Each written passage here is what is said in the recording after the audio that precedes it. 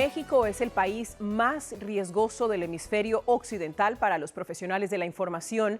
Esto de acuerdo con el Comité para la Defensa de los Periodistas. En lo que va corrido de este año, 8 periodistas han sido asesinados y, a juzgar por los titulares, la violencia contra los comunicadores pareciera incontenible. Carmen Escobosa viajó al sureño estado de Oaxaca para documentar lo que viven a diario aquellos que se sienten en la mira.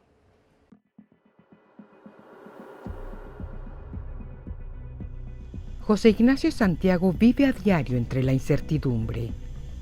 Su única certeza es que entre estas 4 paredes duerme, come, reporta, escribe. ¿Debería el gobernador del estado estar más al pendiente? Y transmite su programa para las redes. 24 años y... Mi mamá me dijo que no quería que yo fuera periodista porque me podían llegar a matar. Su madre presentía los riesgos a los que se expone en Juchitán de Zaragoza, una población con poco más de 100,000 habitantes y más de 600 asesinatos en los últimos 5 años, según cifras oficiales. Como periodista, José Ignacio Santiago ha cubierto muchos de esos eventos violentos. También los ha padecido en carne propia. Llegó al periodismo casi por accidente. Desde entonces, él dice que lo trae en las venas. Mi primera quincena fue de 350 pesos. Unos $17 cada 2 semanas. Son 350 pesos para la familia que tenía uno. No le alcanzaba ni para las tortillas. En su caso era su esposa y 3 pequeños. ¿Qué te hizo seguir? La pasión. Esa pasión lo llevó pronto a hacerse de un nombre, aunque también lo ha puesto a un paso de la muerte. No una, sino 7 veces. Esta es la colonia La Séptima y se le conoce como el lugar donde matan de a gratis. Aunque eso es algo que José Ignacio puede refutar fácilmente. Y es que aquí recibió 4 de los 7 atentados en su contra. Y no fueron de a gratis, dice él. Se pagó y se les pagó muy bien. En uno, me impactaron y termino cayendo a donde está este poste de concreto. Yo ya no tenía signos vitales. los paramédicos lo trasladaron al hospital confiados de que aún le quedaba un soplo de vida y acertaron. En otro, estaba hasta a punto de desvanecerme. Sentía cómo me apuntaban con las 2 armas en la cabeza. Sentía un miedo, pero un miedo. Cuando le pregunté por el motivo de los atentados, cuenta que unos han sido por no acatar órdenes de capos, por publicar información que compromete a algún poderoso o simplemente porque se ha negado a trabajar para el crimen organizado. El jefe del cártel, que en ese momento regía en la región, lo quería de contacto, o como muchos dirían, de oreja en las filas policíacas. Se enojaba cuando yo le decía que no quería o no podía o que no tenía la información y azotaba sus rifles y me queda mirando así con ganas como que ya de dispararme. ¿Hasta qué pasó qué? Y en ese momento le digo, está bien, voy a trabajar para ti, pero déjame pensar cómo hacerlo. Santiago buscó cómo ingeniárselas para comprar unos días más mientras que resolvía su situación. Sin embargo, los riesgos y las presiones crecían. Y lo peor, uno de los líderes del cártel fue detenido y lo culparon a él de haber filtrado información a las autoridades. Sobre su cabeza había un precio. El 2022 ha sido particularmente difícil para el periodismo en México.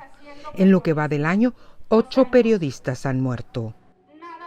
En enero, José Luis Gamboa en Veracruz, Margarito Martínez y Lourdes Maldonado en Tijuana, Roberto Toledo en Michoacán. En febrero, Eber López en Oaxaca y Jorge Camero en Sonora. En marzo, Juan Carlos Muñiz en Zacatecas, Armando Linares López en Michoacán. A mis hijos los acostaba en la orilla de la casa. Tenía yo miedo que desde las ventanas llegaran a rafaguearnos. En las hamacas metíamos trapos como para simular que allí estábamos durmiendo.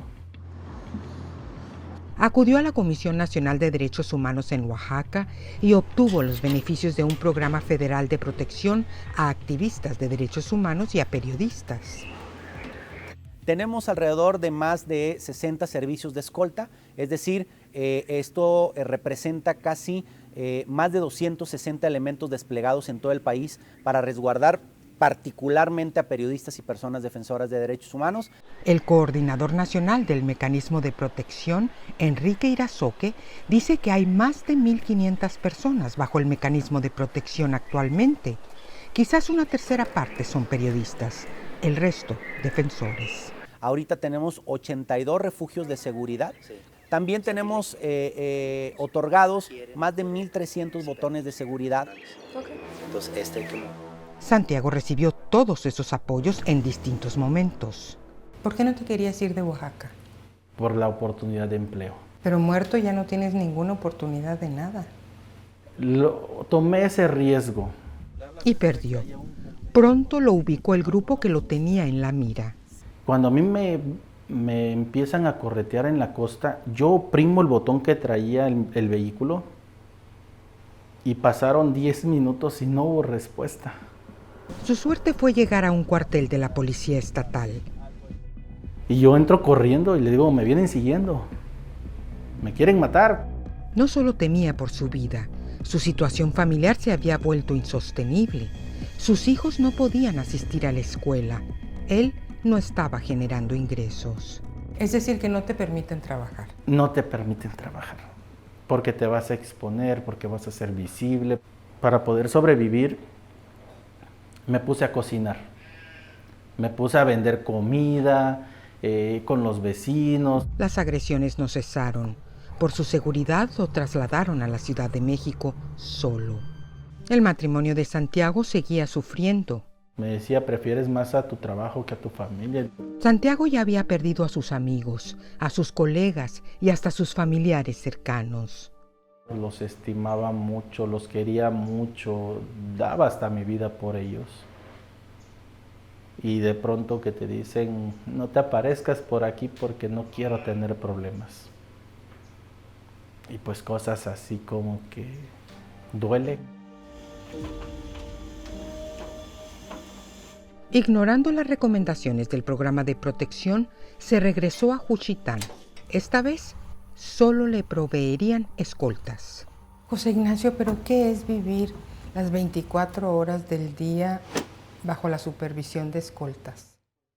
Es feo. Pero yo, por ejemplo, pierdes la libertad que tenías antes. Quizás puedas ejercer el periodismo, pero ya no es igual. Te sientes observado las 24 horas. Se dirige ahora hacia un incidente.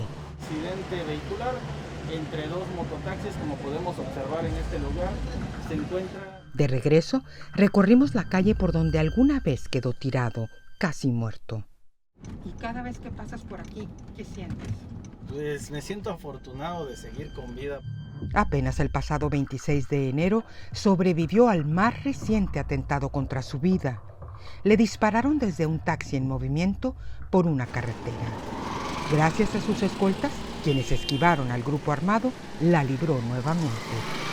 Como le dije a mi mamá cuando todavía vivía, que si moría siendo periodista, que ella supiera que morí haciendo lo que a mí me gusta.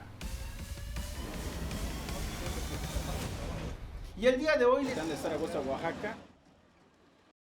Salir a trabajar con temor. Según la Oficina Federal de Derechos Humanos de México, el 45% de las agresiones contra periodistas vienen de agentes del gobierno y admite que no han logrado ni frenar esa violencia ni revertirla, porque las investigaciones no avanzan en los estados o en los municipios.